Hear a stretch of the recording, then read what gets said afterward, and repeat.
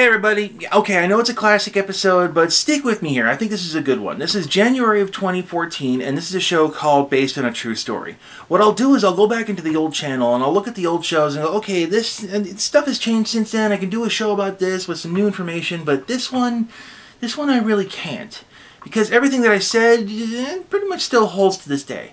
And it's also going to spark a lot of controversy and debate, so feel free to use the comment section down below. Just saying.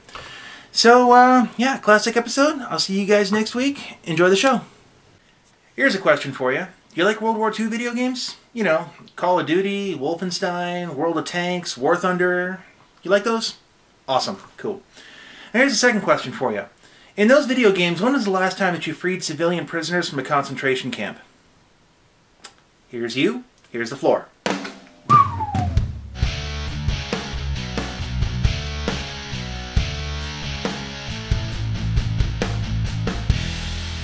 Now that you've had a moment to recover, I'll explain myself. I was watching a friend stream War Thunder when he commented that the model of the HE-51 looked like it was missing something. After a little research, I found out what it was. A swastika. This made me look a little closer at a lot of video games, and you can see over and over where the historically correct models are edited to remove specific symbols. Usually swastikas, but you run into others as well. I guess I should kind of explain where I'm coming from on this. Okay, I'm an American, and Americans tend not to have a really good grasp on global history, especially outside of our borders. There's an old joke that in America 200 years is a long time and in Europe 200 miles is a long way. Kilometers. Whatever. The point is that Americans tend to look at stuff like this and scream, that's censorship, that's just wrong. And in Europe they look at this stuff and say, yeah, but we got laws against this for a reason. Countries like Germany, Poland, and Hungary have laws against displaying, quote, symbols of unconstitutional organizations, like the Nazi Party. Quite literally, if you were to carry a Nazi flag through Berlin, you'd be arrested and face jail time. There are exemptions for artistic, educational, or similar purposes, but the law is actually pretty specific. So, how does this relate to video games? MMOs like World of Tanks and War Thunder are international, meaning that they'd fall under these laws. So, it seems like an open and shut case. The law says you can't do something, you don't do it. However, video games are classified as art in several of these countries, so if a game company wanted to make a case, they'd have a better than average shot. But they don't. I do have ideas as to why, but it starts to drift us dangerously close to tinfoil hat territory. So I'd like to take this moment to remind you to please leave your hands and arms inside the vehicle at all times till it comes to a full and complete stop, at which point you want to walk quickly but carefully to the exits located behind you. Enjoy your ride. First, I want to ask, why do we even like World War II games in the first place? I think this is because for some strange reason, modern society sees World War II as the last good war. We had obvious good guys and bad guys, we had an obvious winner and some high moral ground to stand on, and you add to that the almost 70 years of nostalgia goggles and the American isolation from the aftermath, it's really easy to romanticize World War II. However, nostalgia goggles are at best tinted, but they're usually like horse blinders. When you step back and look at what we choose to remember, it's rather telling. Most AAA World War II games take place in the European theater. Most are from the Allied perspective. A lot of popular ones involve D-Day or invading Germany. Most enemies are generic Nazis as opposed to being Japanese or Germans or Italians. Already you can see a bias forming here. I don't think this is by coincidence, because we want to relive the victory. We want to remember just the good details. And gaming companies are more than happy to sell us the image that we're a really good people because 70 years ago our ancestors kicked ass. America! But this leads to a problem in MMOs. In a single-player game, this really isn't that big a deal. We're quite used to mowing down hundreds of obviously bad guy NPCs, no problem. But in a PvP MMO, someone has to be the opponent. So this means someone has to take the role of bad guy. Now, America's Army deals with this by making your team the US Army and the other team ambiguous bad guys through a software trick. But games that specifically say you play a German tank crew or a Japanese pilot just can't do that. Essentially, these game companies have a major problem, and that is, how do you look somebody in the eye who has a tattoo on their forearm and say, oh yeah, it's a whole lot of fun to defend the fatherland in my panzer? You do it by omission. Children as young as 13 years old are participating in the virtual army experience, which paints an inaccurate picture of war by glorifying it while sanitizing the real effects What he was talking about was the Virtual Army Experience. This is a traveling exhibition the U.S. Army brought to places like amusement parks all around America to, as they put it, highlight the technology of the U.S. military. The main attraction was a simulated mission, and here's where things get into the gray area.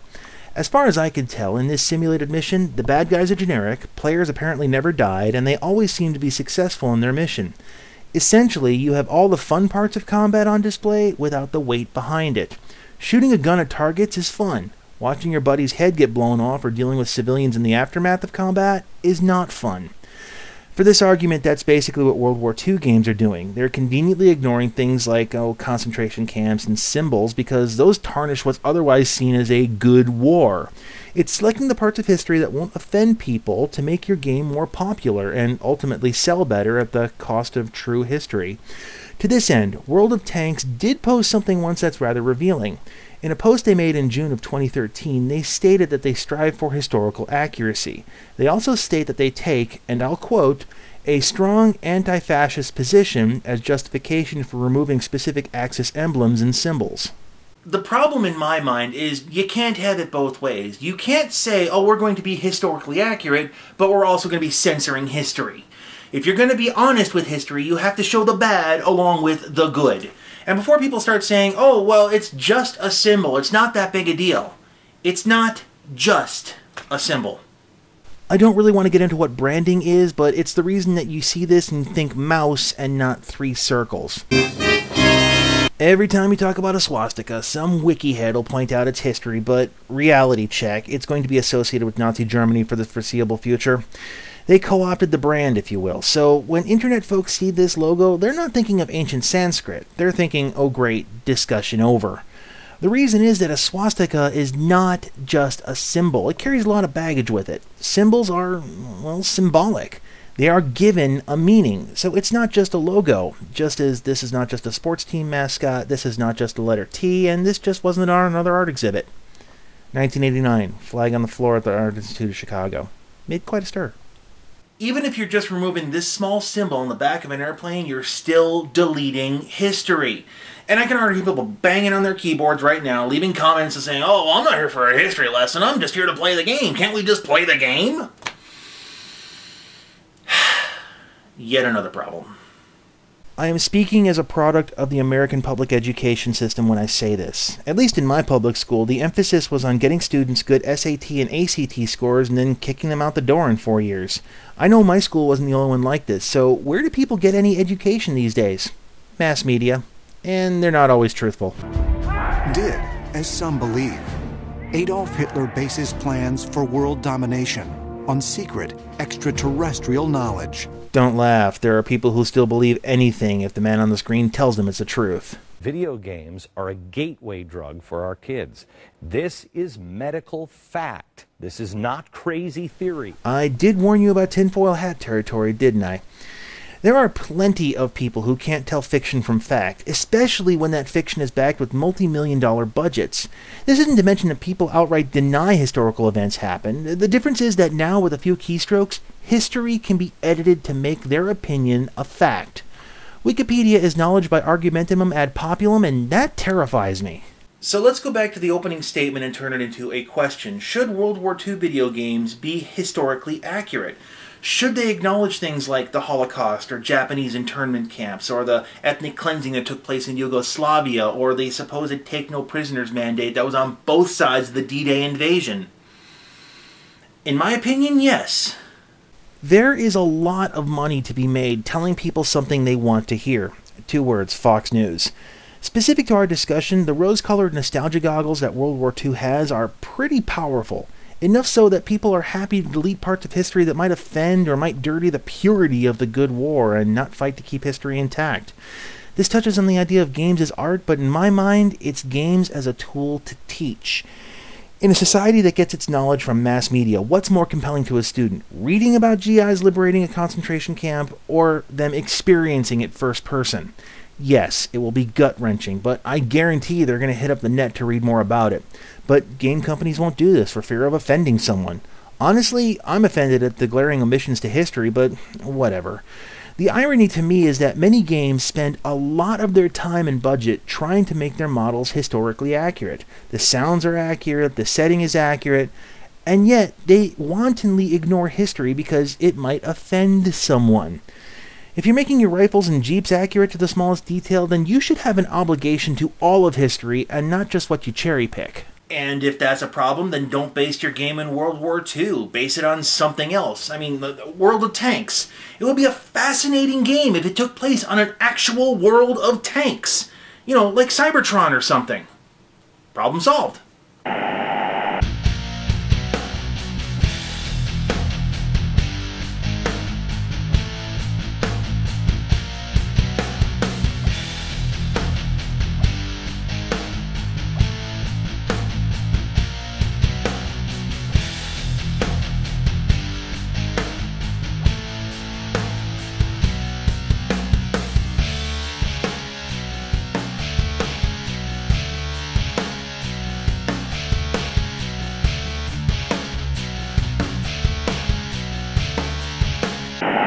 One more thing before I go, because I don't want people accusing me of hypocrisy. When I play World of Tanks, yes, I do occasionally play a German tank, but you'll notice on the side of the tank, there's an American flag. It wasn't unheard of for American soldiers to capture German tanks and use them on the field of battle as necessary. Which works for me.